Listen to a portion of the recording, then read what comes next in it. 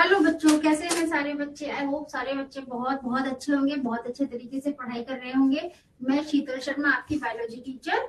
और जैसा कि आप लोगों को पता है, हमारा जो चैप्टर चल रहा है मॉलिक्यूलर बेसिस ऑफ इनहेरिटेंस, ठीक है। और इस चैप्टर में अभी तक हम लोग क्या पढ़ चुके हैं, इससे लास्ट लेक्चर में बच्चों हम लोगों ने पढ़ा था ग्रिफिथ एक्सपेरिमेंट के बारे में पढ़ा था और हार्शे एंड चेज एक्सपेरिमेंट के बारे में पढ़ा था, ठीक है।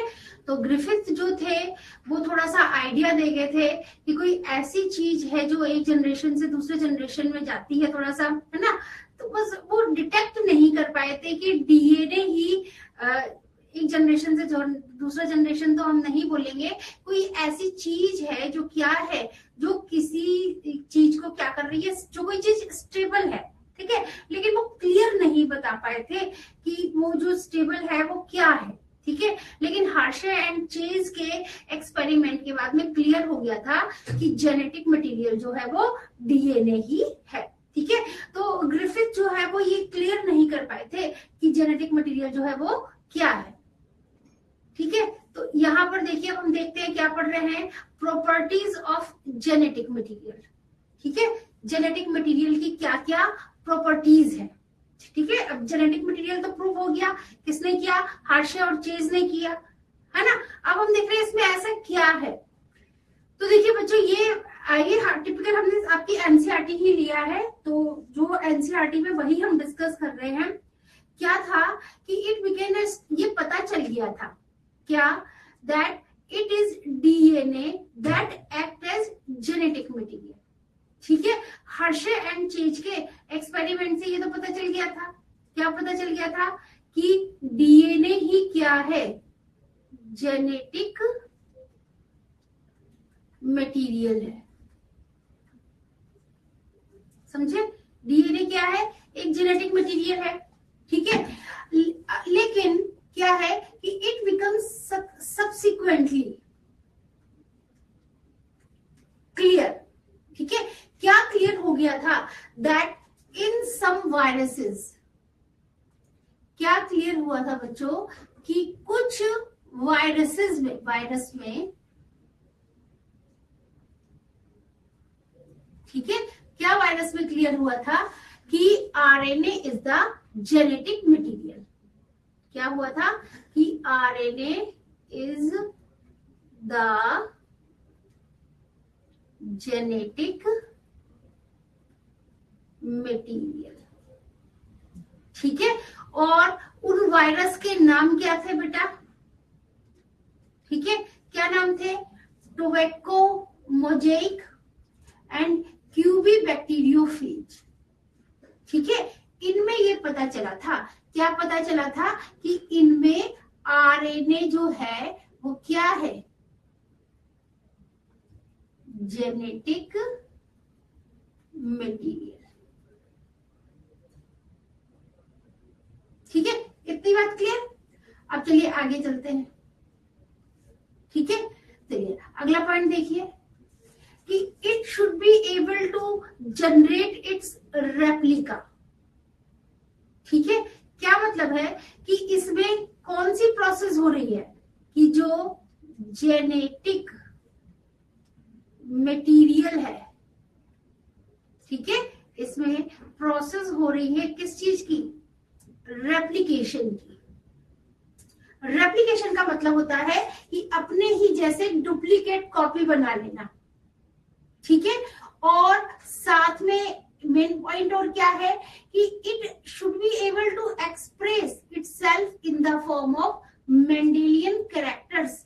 जो मेंडल ने कैरेक्टर बताए थे, इससे पहले हमने principle of inheritance variation chapter पढ़ा था ना, तो मेंडल ने जो कैरेक्टर्स बताए थे, ठीक है, वो भी क्या है कि ये डीएनए जो है वो भी एक्सप्रेस करता है, ठीक है। एक जगह हमने देखा था डोमिनेंट, एक जगह रिसेसिव, मतलब होमोजाइगस, हेटेरोजाइगस, एलील, कितने सारे कैरेक्टर्स पढ़े थे ना।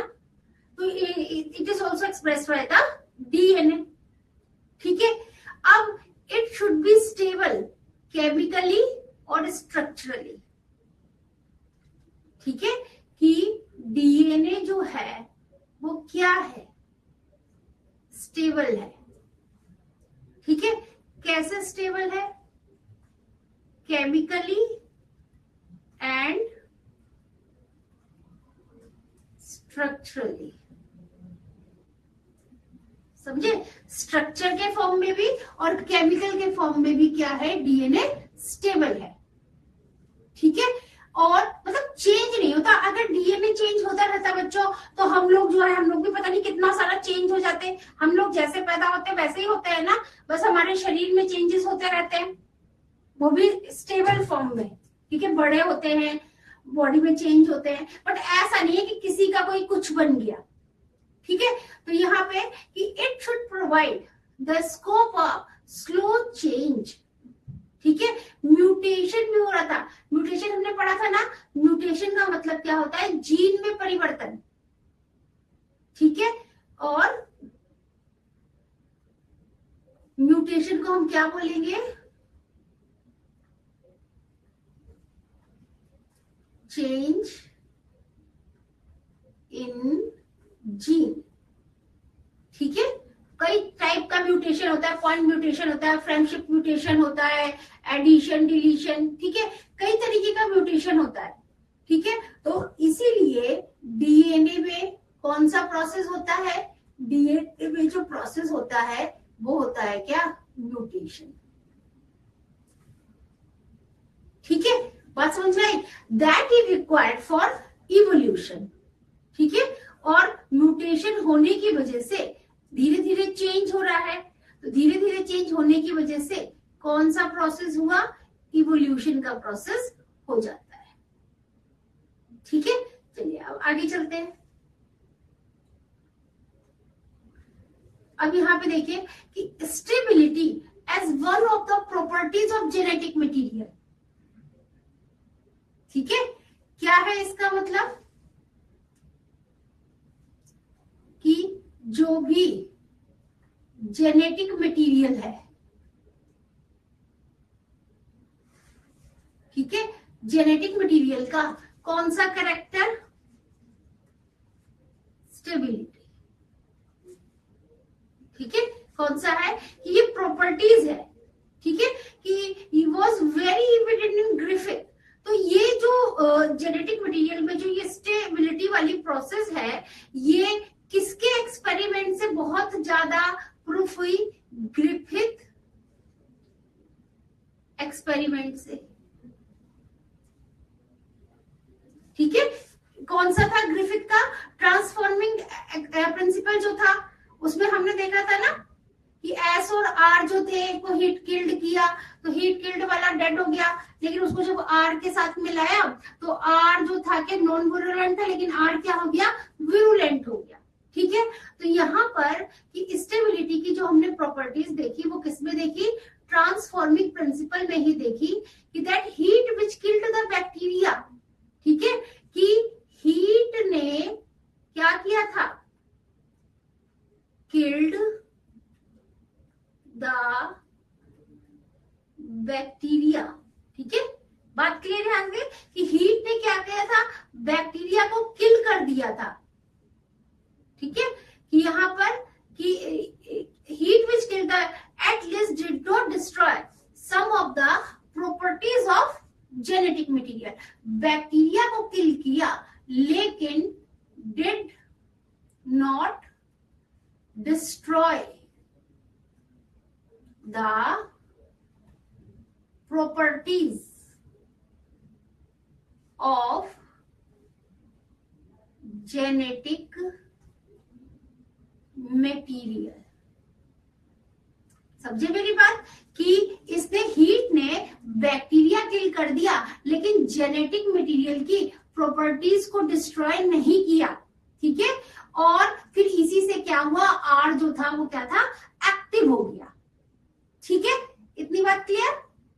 ठीक है, चलिए आगे। अब यहां पे देखो कि डीएनए हैज 2 स्ट्रैंड। ठीक है, कि एक स्ट्रैंड ये है डीएनए में, एक स्ट्रैंड ये है डीएनए में। ठीक है, ये क्या है, 2 स्ट्रैंड है। ठीक है, एक दूसरे के कॉम्प्लीमेंट्री है, एक है 5' एक 3' और दूसरा है 3' और 5'। ठीक है, तो क्या है एक दूसरे के ये कॉम्प्लीमेंट्री। ठीक है, इफ सेपरेटेड बाय हीटिंग, अब क्या करेंगे, इनको ऐसे सेपरेट करेंगे। ठीक है, ऐसे सेपरेट किया बाय हीटिंग। ठीक है, if separate by heating come together when appropriate condition are provided. ठीक है, एक ये रहा हेलिकल, एक ये रहा हेलिकल। ठीक है, हीट से क्या हो गए, ये सेपरेट हो गए। ठीक है, फिर क्या हुआ, come together when the appropriate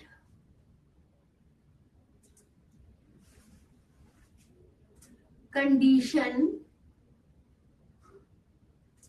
come together। समझे कि जब एप्रोप्रिएट कंडीशन आई तो उसमें क्या हुए, दोनों के दोनों एक दूसरे के पास आ गए। ठीक है, कॉम्प्लीमेंट्री हो गए। ठीक है, इतनी बात क्लियर। चलिए आगे। अब आगे देखिए कि DNA chemically is less reactive. ठीक है, अगर हम इसका केमिकल स्ट्रक्चर देखें तो क्या है डीएनए, क्या है बच्चों, डीएनए जो है वो क्या है, लेस रिएक्टिव, रिएक्ट नहीं करता ज्यादा, बट स्ट्रक्चरली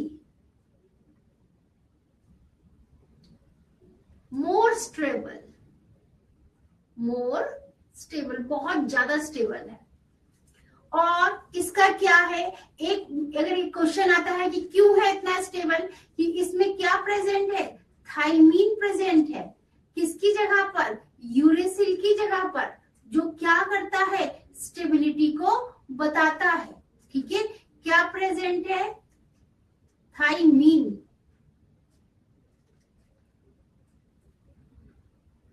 ठीक है, किसकी जगह पर, इन प्लेस ऑफ यूरेसिल। ठीक है, थाइमीन प्रेजेंट है यूरेसिल की जगह पे, और जिसकी वजह से क्या शो करता है, ये स्टेबिलिटी शो करता है। I hope it's clear. ठीक है, चलिए फिर इसके बाद में क्या हुआ इसमें, फिर देखो कि DNA consist of two complementary strand.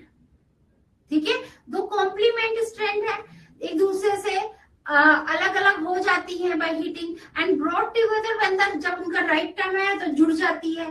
Chemically less reactive है, स्ट्रक्चरली मोर स्टेबल है, ये याद रखना, chemically less reactive, structurally more stable. ठीक है, अब 2-OH जो प्रेजेंट होता है, ठीक है, एट एवरी न्यूक्लियोटाइड, कहां पर होता है 2-H बच्चों, आरएनए में प्रेजेंट होता है। ठीक है, ध्यान रखिएगा, क्या है 2-OH कहां पे प्रेजेंट है, आरएनए में। ये क्या है, रिएक्टिव ग्रुप है। ठीक है, एंड मेक्स आरएनए लेवाइल एंड इजीली डिग्रेडेबल।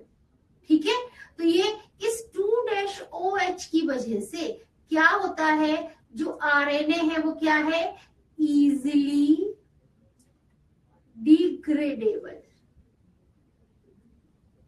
ठीक है, आरएनए जो है आसानी से टूट जाता है।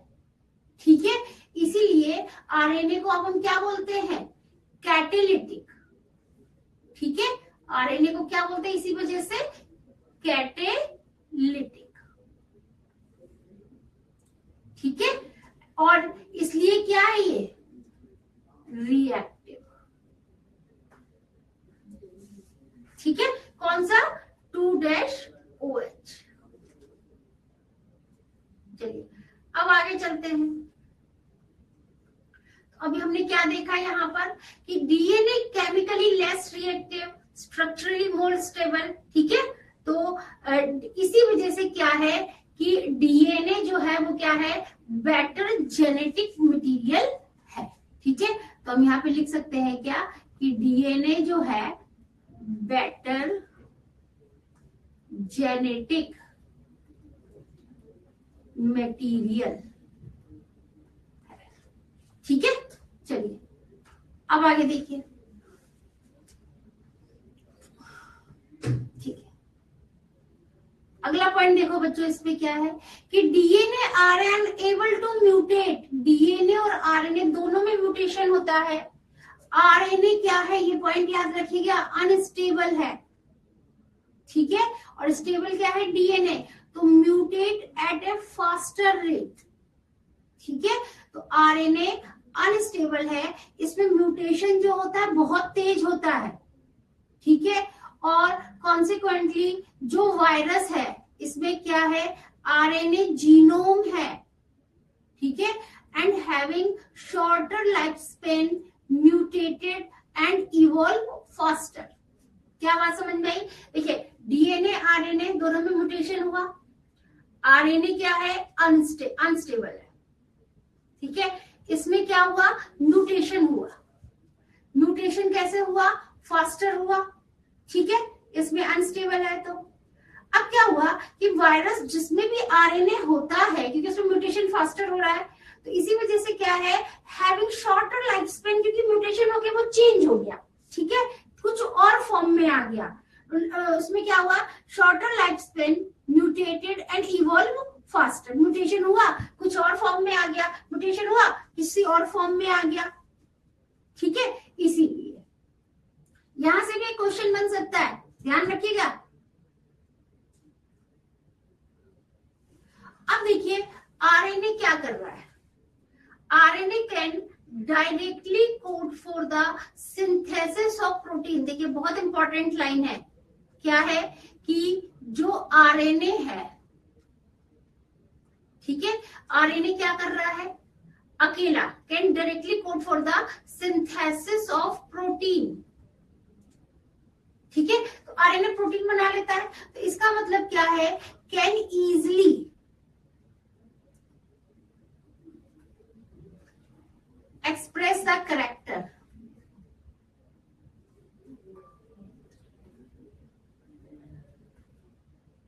ठीक है, आरएनए से प्रोटीन बन रहा है तो इजिली आराम से कैरेक्टर एक्सप्रेस हो रहे हैं।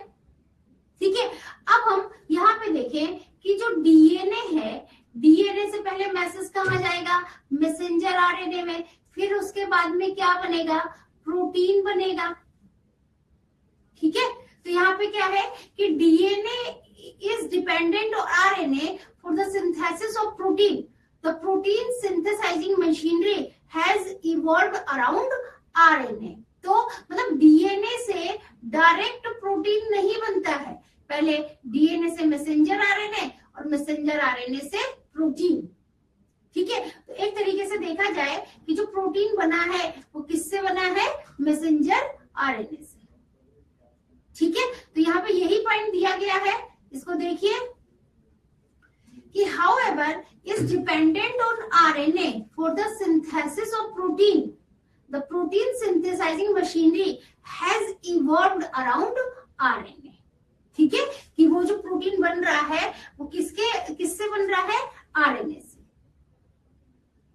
ठीक है, तो ये जो अब डिस्कशन है ये क्या शो कर रहा है कि RNA DNA can function as genetic material. ठीक है, कि आरएनए और डीएनए दोनों जो है, आरएनए हो गया, डीएनए हो गया, किसकी तरह काम करते हैं बच्चों, जेनेटिक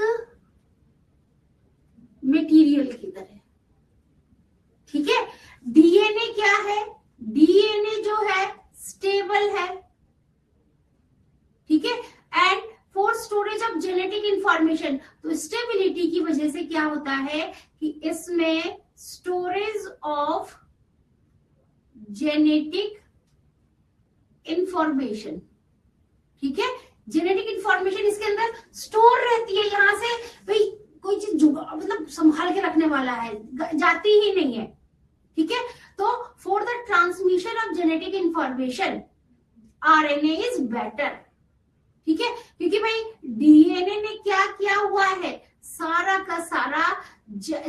किया है, क्या, जेनेटिक इंफॉर्मेशन को, ठीक है। लेकिन आरएनए क्या कर रहा है, आरएनए जो है वो क्या कर रहा है, ठीक है, ट्रांसमिशन ऑफ जेनेटिक इंफॉर्मेशन। और आरएनए क्या करता है, ट्रांसमिशन ऑफ जेनेटिक इंफॉर्मेशन, ठीक है। क्या करता है बेटा, वो जेनेटिक इंफॉर्मेशन को ट्रांसमिट करता है एक से दूसरे में, ठीक है। बट डीएनए क्या करता है, अपने पास स्टोर करके रखता है। तो यहां से भी क्वेश्चन आ सकता है कि कौन बेटर है जेनेटिक इंफॉर्मेशन ट्रांसफर करने में, कौन बेटर है बेटा, आरएनए इज बेटर, ठीक है। चलिए अब आगे चलते हैं। अगर हम डीएनए आरएनए में डिफरेंस देखें तो, ठीक है, तो डीएनए क्या है बच्चों, डबल हेलिक्स स्ट्रक्चर है। आरएनए क्या है, सिंगल स्ट्रैंडेड है। और कई बार क्या बनाता है बच्चों, ये सेकेंडरी टर्शरी स्ट्रक्चर्स बनाता है, ठीक है। डीएनए में कौन सी शुगर होती है, डीऑक्सीराइबोज। आरएनए में कौन सी शुगर होती है, राइबोज, ठीक है। डीएनए में nitrogenous base adenine, guanine, cytosine, thymine. और आरएनए में एडेनिन, गुआनिन, साइटोसिन और यूरेसिल होता है, ठीक है। म्यूटेशन रेट क्योंकि स्टेबल है ना, तो इस वजह से स्लो है। आरएनए में म्यूटेशन रेट फास्टर है, डिफरेंट फॉर्म बनाता रहता है। डीएनए जो है कम रिएक्शन करता है, मोर स्टेबल है। आरएनए ज्यादा रिएक्शन करता है, लेस स्टेबल है, ठीक है। इसकी फुल फॉर्म क्या है, डीऑक्सीराइबोन्यूक्लिक एसिड। आरएनए की फुल फॉर्म क्या है, राइबोन्यूक्लिक एसिड, ठीक है।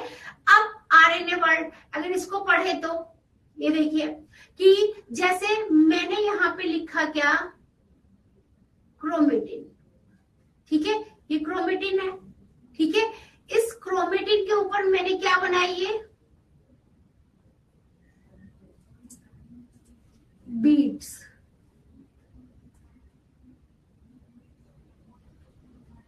ठीक है। द बीड और structure in chromatin is package to form. तो ये जो बीड्स है क्रोमेटिन के, ये क्या बना रहे हैं, ये बना रहे हैं क्या, क्रोमेटिन फाइबर, ठीक है। That are further coiled, condensed at metaphase stage of cell division to form chromosome. और फिर यही स्टेज जो है क्या बनाती है, क्रोमोसोम बनाती है, ठीक है। कौन सी कंडीशन में सही से देखे जा सकते हैं बच्चों, जब सेल डिवीजन का मेटाफेज स्टेज होता है, ठीक है। प्रोफेज, मेटाफेज, एनाफेज, टीलोफेज होता है ना, किस फॉर्म में देखे जा सकते हैं, कंडेंस्ड फॉर्म में, ठीक है। तो अब देखिए क्या है कि आरएनए जो है काम कर रहा है किसकी तरह, जेनेटिक मटेरियल की तरह भी, कैटलिस्ट की तरह भी, ठीक है।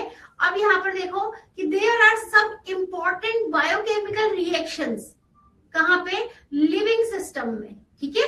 लिविंग सिस्टम में कुछ बहुत इंपॉर्टेंट रिएक्शंस हैं that are catalysed by RNA catalyst, ठीक है। और वो जो रिएक्शंस हैं वो कैटलिस्ट हो रही है किसके थ्रू, आरएनए कैटलिस्ट के, नॉट बाय प्रोटीन एंजाइम, ठीक है। इसको हम लिखते हैं क्या कि आरएनए काम कर रहा है किसकी तरह, जेनेटिक मटेरियल, और साथ में किसकी तरह, कैटलिस्ट की तरह, ठीक है।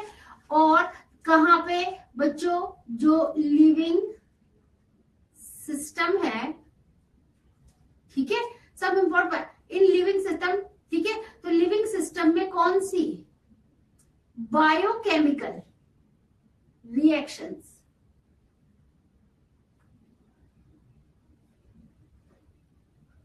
ठीक है।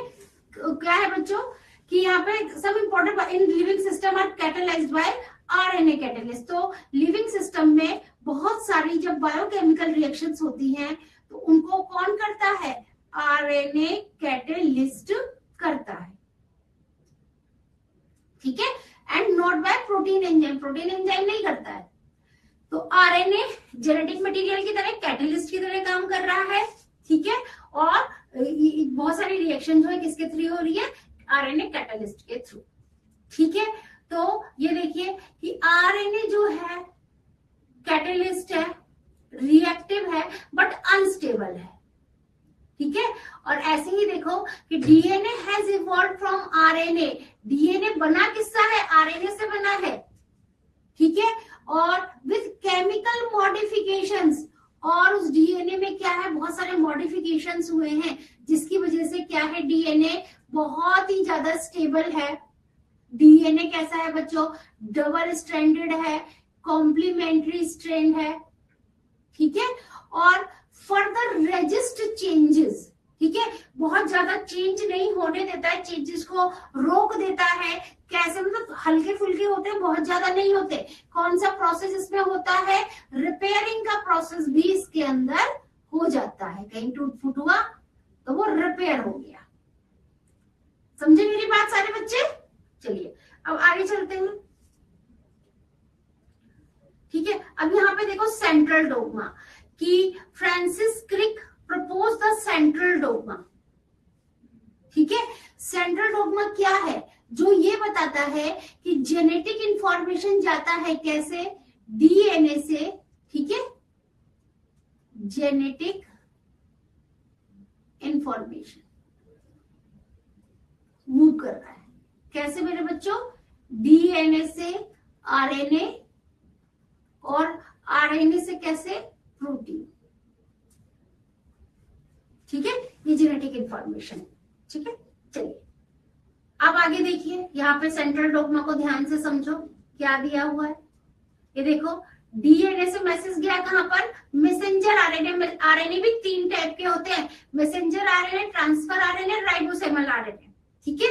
तो जब डीएनए मैसेंजर आरएनए में जाता है मैसेज, तो इसको ट्रांसक्रिप्शन, और मैसेंजर आरएनए से जब प्रोटीन बने हैं तो हम इसको क्या बोलते हैं, ट्रांसलेशन। ध्यान रखिएगा, अभी ट्रांसक्रिप्शन और ट्रांसलेशन को हम आने वाले लेक्चर्स में डिटेल में पढ़ेंगे बच्चों, कि ट्रांसक्रिप्शन क्या है और ट्रांसलेशन क्या है, ठीक है। अब हमारा जो इंपॉर्टेंट टॉपिक है वो क्या है, रेप्लिकेशन, ठीक है।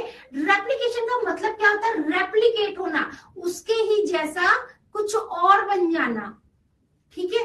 तो देखिए रेप्लिकेशन क्या वो प्रोसेस है जिसमें genome DNA is copied in cell, ठीक है। जीनोम का डीएनए ही अपने जैसी कॉपी बनाता है before a cell divide, cell के डिवाइड करने से पहले। इट मस्ट फर्स्ट कॉपी, ठीक है, सबसे पहले इसने अपनी कॉपी बनाई, its entire genome so that each resulting daughter cell, ठीक है, अपने जैसी कॉपी बना ली। अब सेल से क्या बन रहा है, डॉटर सेल बन रहा है, ठीक है, और एंड सब with its own complete genome. क्या मतलब है, देखिए ये कोई मदर सेल है, इसके अंदर क्या है, ये डीएनए है, इस ये क्या बना रहा है, डॉटर सेल बना रहा है, ठीक है। इसमें कौन सा प्रोसेस शुरू हुआ, रेप्लिकेशन का प्रोसेस शुरू हुआ, ठीक है। तो एक हेलिकल यहां चला गया, एक हेलिकल यहां चला गया, और एक नया हेलिकल क्या बन गया, डॉटर सेल में बन गया, ठीक है। मेरी बात समझ में आई? तो इसी प्रोसेस को क्या बोलते हैं कि ये मदर सेल, ठीक है, मदर सेल से क्या बन रहे हैं, डॉटर सेल। तो एक तो पेरेंटल डीएनए और एक नया हेलिकल बन जाता है। इस प्रोसेस को हम क्या बोलते हैं, रेप्लिकेशन हम इसको कहते हैं, ठीक है। लिखा है ना, before a cell divide it must first copy, इसे अपने रेप्लिकेट हुआ, अपनी एक जैसी कॉपी बना ली अपने जैसे जीनोम की, and each resulting daughter cell end up with its own complete genome. और जब ये डॉटर सेल बन रही है, इनके पास अपना खुद का जीनोम है, अपना खुद का डीएनए है, ठीक है। तो अब ये देखिए कि while proposing the double helix structure of DNA, Watson and Crick, ठीक है, उन्होंने बताया था क्या, रेप्लिकेशन ऑफ डीएनए। ठीक है, क्या है replication of DNA? It has not escaped our notice that the specific pairing we have postulated immediately suggest a possible copying mechanism for genetic material. मतलब क्या है इसका कि देखिए कि स्पेसिफिक पेयरिंग मतलब एडेनिन से थाइमिन, गुआनिन से साइटोसिन पेयरिंग हो रही है। ठीक है, immediately suggest by possible copying mechanism for the genetic material कि ये डीएनए, एक मिनट यहाँ पे अगर डायग्राम है तो डायग्राम से दिखा, हाँ ये देखिए, ये देखो बच्चों, ये डीएनए है। ठीक है, ये डीएनए है, तो एक हेलिकल इधर चला गया, एक हेलिकल रेड वाला हेलिकल आपको दिखाई दे रहा है, और इस पर एक दूसरा हेलिकल इसके जैसा बन रहा है। और वो हेलिकल उसके ऊपर कैसे बन रहा है कि एडेनिन से थाइमिन, गुआनिन से साइटोसिन आपस में जुड़ गए। ठीक है, तो यही क्या है, ये सेमी कंजर्वेटिव रेप्लिकेशन है। ठीक है, देखिए कि ये क्या बताता है, the scheme suggest that the two strand would separate and act as template for the synthesis of new complementary strand. ठीक है, कि ये डीएनए है बच्चों, ये सेपरेट हो गया, एक हेलिकल ये रहा, एक हेलिकल ये रहा। ठीक है, और इसके ऊपर क्या हुआ, एक नया हेलिकल ऐसे बन जाता है। ठीक है, तो इस टाइप के रेप्लिकेशन को क्या बोलते हैं, सेमी कंजर्वेटिव रेप्लिकेशन। ठीक है, कि एक तो पेरेंटल है और एक क्या है, नया बना है। समझे मेरी बात? अब क्या हुआ कि आफ्टर कंप्लीशन ऑफ रेप्लिकेशन, जब रेप्लिकेशन कंप्लीट हो गया, each DNA molecule would have one parental and new synthesised DNA, कि एक तो पेरेंटल है और एक नया बन रहा है। तो इस टाइप के रेप्लिकेशन को हम क्या बोलते हैं, सेमी कंजर्वेटिव डीएनए रेप्लिकेशन। ठीक है, कि एक तो पेरेंटल और एक नया बना। तो इसमें क्या है, इसमें सेल्फ डुप्लीकेशन हो रहा है। ठीक है, और देखिए डुप्लीकेशन रेप्लिकेशन एक ही बात है, और ये कब शुरू होता है, S phase of the cell cycle of eukaryote. ठीक है, अभी हम यहाँ पर देखते हैं क्या, जैसे G1 फेज है, ठीक है, एस फेज है, फिर हमने क्या देखा, G2 फेज है। ये 3 स्टेजेस होती है ना किसमें, सेल डिवीजन में। ठीक है, ठीक है, और इस एस फेज में कौन सी स्टेज आती है, डीएनए रेप्लिकेशन और डुप्लीकेशन। ठीक है, डीएनए रेप्लिकेशन और डीएनए डुप्लीकेशन आती है इसमें, किसमें, एस फेज में। ठीक है, चलिए अब यहां पर आगे देखते हैं कि देखिए अब यहाँ पे एक्सपेरिमेंटल प्रूफ किया है। देखो मेसेल्सन और स्टाल ने क्या करा, एक्सपेरिमेंट किया। उन्होंने क्या करा कि ई कोलाई को क्या करा, ग्रो किया, कौन से मीडियम में, N15 मीडियम में। ये क्या है, नाइट्रोजन का हैवी आइसोटोप है। As the only nitrogen source for many generation, E coli को किया ऐसी जगह पे जहां पे N15 नाइट्रोजन था। ठीक है, और ई कोलाई के अंदर ही क्या चला गया, N15 चला गया, आइसोटोप है। ठीक है, तो resulting was that N15 was incorporated into newly synthesized DNA। तो जो नया डीएनए बन रहा था ई कोलाई में, उसमें क्या चला गया, N15 चला गया। अब क्या हुआ कि जो ये देखिए N15 को हैवी बोला है कि the heavy DNA molecule could be distinguished from the normal DNA। ठीक है, अब हम क्या कर रहे हैं, हम जो हैवी है,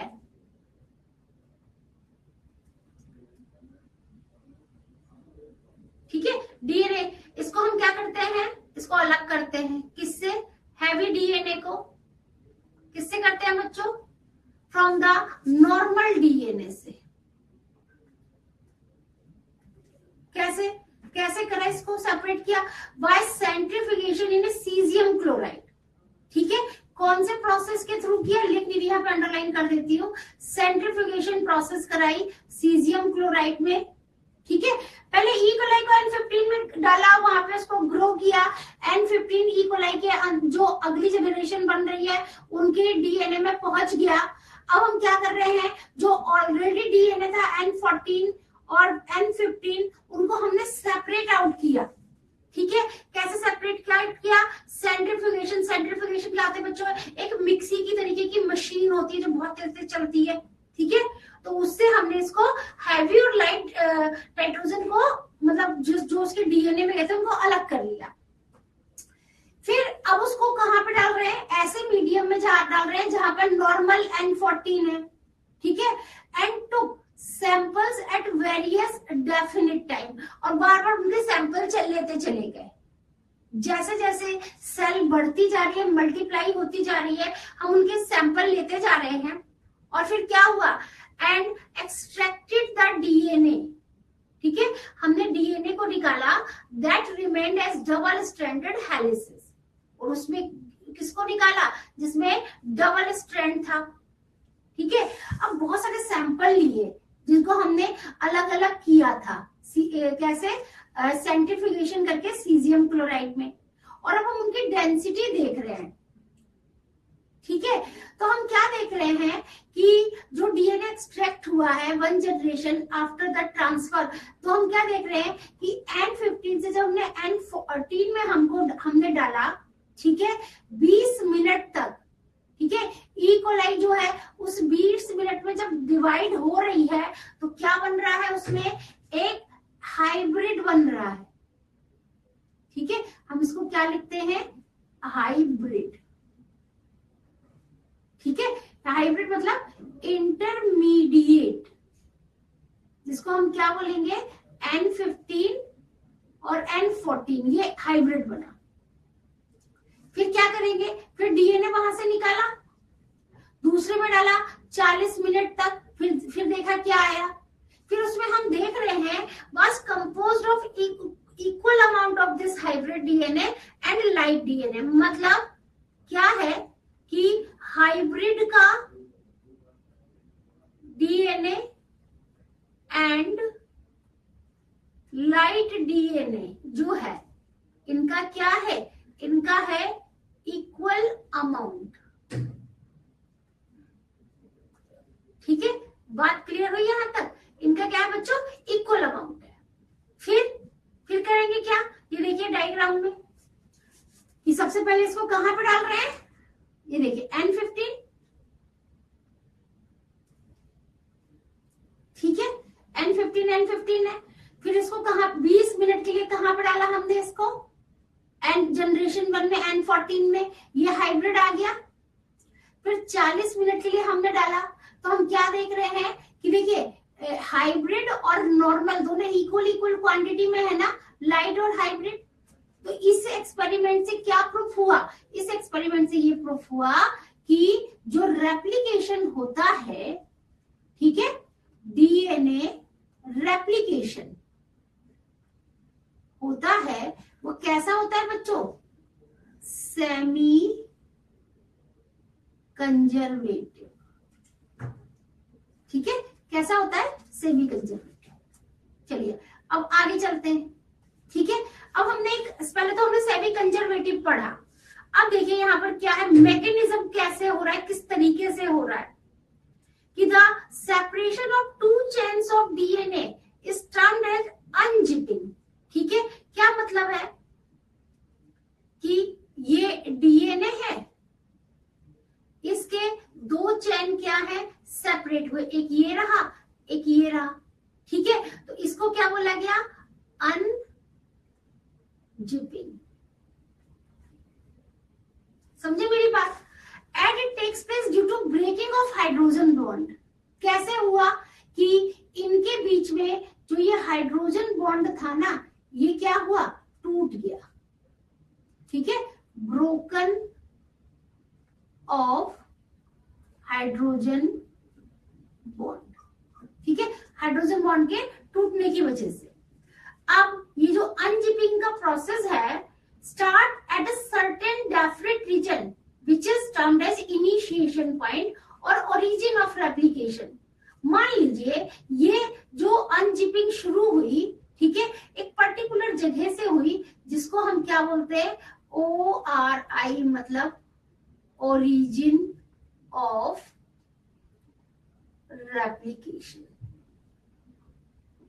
ठीक है, यहां से रेप्लिकेशन शुरू होता है और दोनों के दोनों स्ट्रैंड है अलग अलग हो जाते हैं।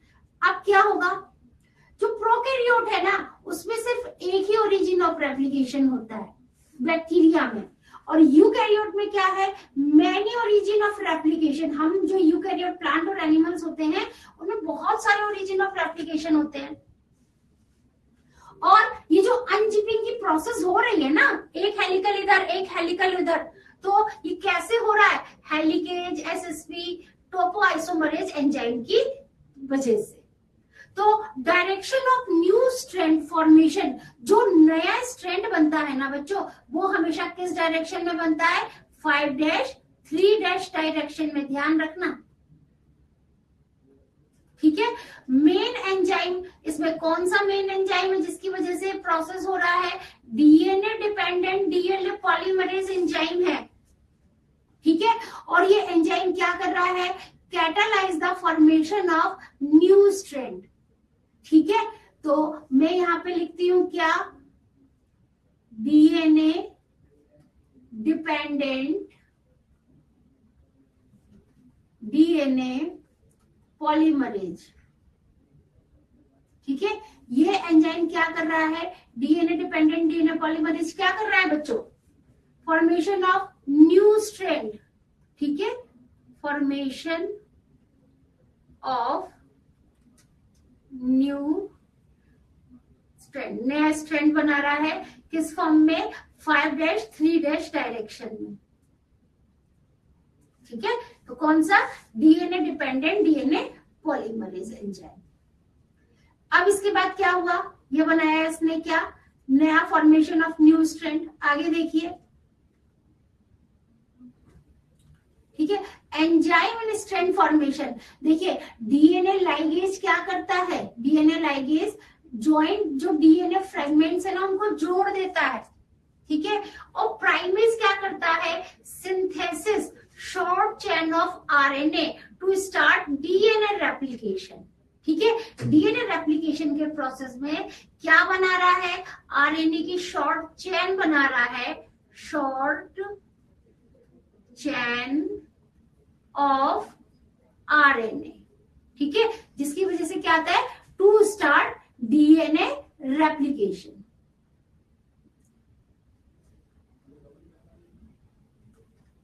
To start. ठीक है, अब इसके बाद क्या हुआ, ये देखिए आपके एनसीईआरटी का है ये, कि E coli that has only 4.6 × 10⁻⁶ base pair, इतने हैं। और अगर हम इसको ह्यूमन से कंपेयर करें तो 6.6 × 10⁹ बेस पेयर है। ठीक है, complete the process of replication within 18 minute. कितने देर में कंप्लीट होती है रेप्लिकेशन की प्रोसेस, 18 मिनट में।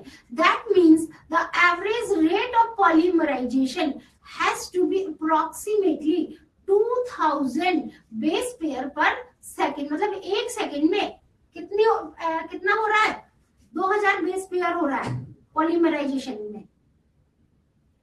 ठीक है, फिर कि not only do these polymerases have to be fast, क्योंकि बहुत जल्दी होता है, but they also have to be catalyze the reaction with high degree of accuracy। जल्दी भी होता है लेकिन इसका मतलब ये नहीं कि कहीं कुछ गलत हो गया, बिल्कुल एक्यूरेट फॉर्म में रेप्लिकेशन की प्रोसेस जो है कंप्लीट होती है। अगर कोई मिस्टेक हो भी जाती है तो इससे क्या हुआ, म्यूटेशन हो गया, कुछ नया परिवर्तन हो गया, कोई नया जीन बन गया। अगर तरीके से देखा जाए तो रेप्लिकेशन बहुत ही एक्सपेंसिव प्रोसेस है।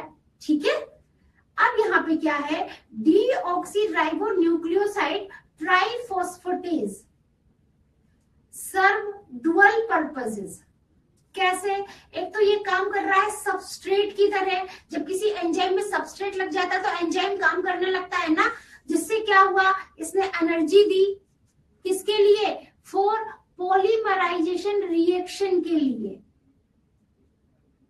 ठीक है, it is working as a substrate, energy दे रहा है कौन से प्रोसेस के लिए? पॉलीमराइजेशन प्रोसेस के लिए। ठीक है, the two terminal phosphate in a deoxyribonucleoside triphosphates are high energy phosphate, same as in case of ATP. ठीक है, तो ये सबस्ट्रेट के तरह काम कर रहा है, एनर्जी दे रहा है। भाई ये प्रोसेस जो हो रहा है रेप्लिकेशन का, इसके लिए एनर्जी की भी तो जरूरत है। तो एक तो सबस्ट्रेट की तरह काम किया, एक्टिव हो गया, और दूसरा क्या है, पॉलीमराइजेशन के प्रोसेस के लिए एनर्जी दे रहा है। ठीक है, तो कैसे? जैसे एटीपी एनर्जी प्रोवाइड करता है। ठीक है, तो for long DNA molecule, since the two strand of DNA cannot be separated in its entire length, पूरी लेंथ में सेपरेट नहीं हो पाता due to very high energy requirement, क्योंकि वहां पे बहुत ही ज्यादा एनर्जी की जरूरत है। तो replication occur with A small opening. ठीक है, डीएनए के स्मॉल ओपनिंग में रेप्लिकेशन होता है, जिसको हम क्या बोलते हैं? रेप्लिकेशन फोर्क बोलते हैं। और कौन सा enzyme? DNA dependent DNA polymerase enzyme जो है वो क्या कर रहा है? पॉलीमराइजेशन की प्रोसेस को कर रहा है एक ही डायरेक्शन में, 5'3' डायरेक्शन में। ठीक है, तो this create some additional complication at the replication fork. इस प्रोसेस में हो रहा है कुछ और भी कॉम्प्लिकेशंस है। ठीक है, देखिए एक स्ट्रैंड जो है जिसको क्या बोला गया है? टेम्पलेट बोला गया है। ठीक है, जिसकी पोलैरिटी क्या है? 3' 5' है। इसको हम क्या बोलते हैं? इसको हम बोलते हैं क्या? कॉन्टिन्यूअस। ठीक है, while the other the template जिसकी पोलैरिटी क्या है? 5' 3' है, इसको हम क्या बोलते हैं? डिसकॉन्टिन्यूअस। ध्यान रखिएगा, 3' 5' वाला क्या है? कॉन्टिन्यूअस, 5'3' वाला क्या है? डिसकॉन्टिन्यूअस। और ये जो डिसकॉन्टिन्यूअस जो है सिंथेसाइज्ड फ्रैगमेंट, क्योंकि हमेशा जो है रेप्लिकेशन किस डायरेक्शन में होता है? 5'3' डायरेक्शन में होता है ना, तो फ्रैगमेंट इसमें जुड़ जा सिंथेसाइज्ड फ्रैगमेंट, एंड बाद में क्या होते हैं? ये जुड़ जाते हैं कौन से एंजाइम की प्रेजेंस में? डीएनए लाइगेज एंजाइम की प्रेजेंस में।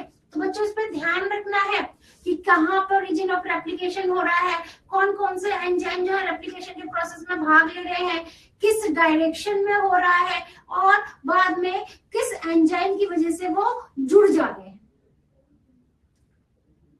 ठीक है, तो ये क्या है कि DNA polymerase on their own can not initiate the process of, अपने आप शुरू नहीं करता डीएनए पॉलीमरेज रेप्लिकेशन का प्रोसेस।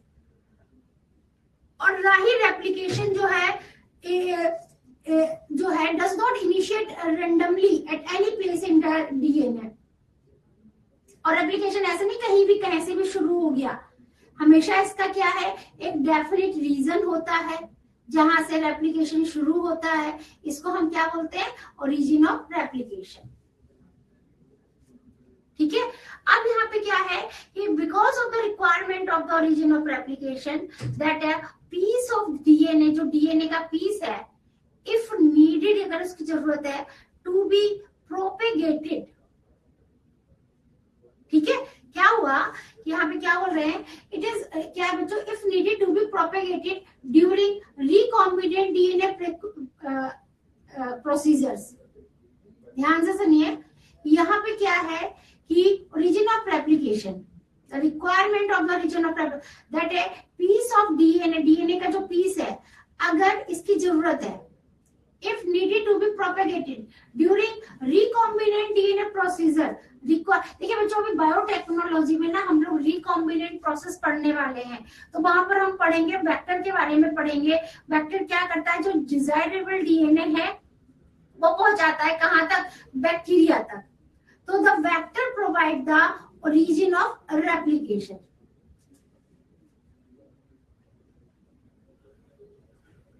ठीक है, तो इस तरीके से वेक्टर भी क्या कर रहा है? ओरिजिन ऑफ रेप्लिकेशन के प्रोसेस करता है। ठीक है, तो further note every detail of replication understand well, ये आपके एनसीईआरटी में ही दिया हुआ है।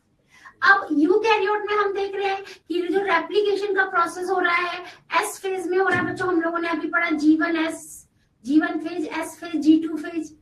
ठीक है, replication of DNA, cell division cycle, ठीक है, डीएनए का रेप्लिकेशन होना फिर सेल डिवीजन होना, ठीक है, ये काफी हाईली कोऑर्डिनेटेड है।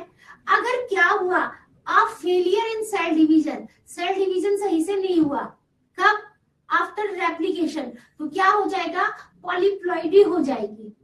ठीक है, प्रॉपर सेल डिवीजन है, प्रोफेज, मेटाफेज, एनाफेज, टीलोफेज, ये सारी कंडीशंस हो रही है। किस तरीके से कोई डिस्टरबेंस आ गया तो क्या हो गया, क्रोमोसोमल एबनॉर्मेलिटी हो जाएगी, जिसको हम क्या बोलते हैं, पॉलीप्लॉइडी हम इसको कहते हैं। तो कॉपी होना किसका, डीएनए का बिफोर सेल डिवीजन, ठीक है, इसको डीएनए रेप्लिकेशन बोलते हैं।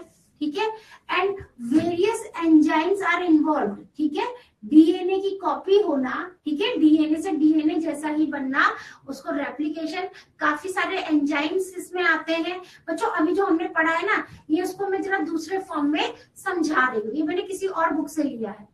कौन सा एंजाइम लिया, हेलिकेज एंजाइम लिया। क्या कर रहा है, डीएनए हेलिक्स को अनवाइंड कर रहा है, तोड़ रहा है। Two strand of the D can be easily, आराम से अलग हो रहे हैं, क्यों, because they are held together, क्योंकि दोनों के दोनों किस चीज से जुड़े हुए हैं, हाइड्रोजन बॉन्ड से जुड़े हुए हैं, डीएनए के दोनों helical. The two parental strands do not separate completely, rather they get separated at different location. ये दो जो पेरेंटल स्ट्रैंड है वो पूरे तरीके से सेपरेट नहीं होते, ठीक है, अलग अलग लोकेशन से ये सेपरेट होते हैं। और जहां से वो हुए उसको क्या बोला है, अनजिप्ड, अलग, जैसे चेन होती है ना, जिप लगा लो फिर तोड़ो तो वो, खोलो तो वो अलग अलग हो जाती है, ऐसे ये है, जब दोनों हेलिकल अलग हुआ अनजिप्ड बोल दिया, उसको क्या बोला है, रेप्लिकेशन फोर्क हम इसको बोलते हैं। कि DNA polymerase reads along each naked single strand, DNA polymerase क्या कर रहा है, सिंगल स्ट्रैंड को देख रहा है, and adds the correctly complementary nucleotide, और उसके साथ जोड़ रहा है कि कौन सा किसके साथ मैच करेगा एट ईच पोजीशन, और उसने क्या बनाया, कंप्लीमेंट्री स्ट्रैंड बना दिया। बाद में डीएनए लाइगेज क्या करता है, इन दोनों को आपस में जोड़ देता है, ठीक है, और to form a complete daughter strand, और इससे कंप्लीट पूरा डॉटर स्ट्रैंड बच जाता है। तो आई होप बच्चों आपको आज का लेक्चर समझ में आया होगा। आज हम लोगों ने बहुत ही इंपॉर्टेंट पॉइंट डिस्कस किए हैं, डीएनए स्टेबल है तो क्यों है, आरएनए स्टेबल नहीं है तो क्यों नहीं है, ठीक है, डीएनए रेप्लिकेशन क्या है, सेमी कंजर्वेटिव रेप्लिकेशन क्या है, ठीक है। आपको मेरी वीडियो कैसी लगती है प्लीज कमेंट करके बताइएगा। वीडियो को लाइक करें, शेयर करें, सब्सक्राइब करें, और हमारे फिलो ऐप को डाउनलोड कर लीजिए ताकि आने वाले सारे अपडेटेड वीडियो आपको मिलते रहें, ठीक है। और कोई कमेंट हो तो प्लीज बताइएगा। चलिए बच्चों, नेक्स्ट लेक्चर में मिलते हैं। Bye everyone.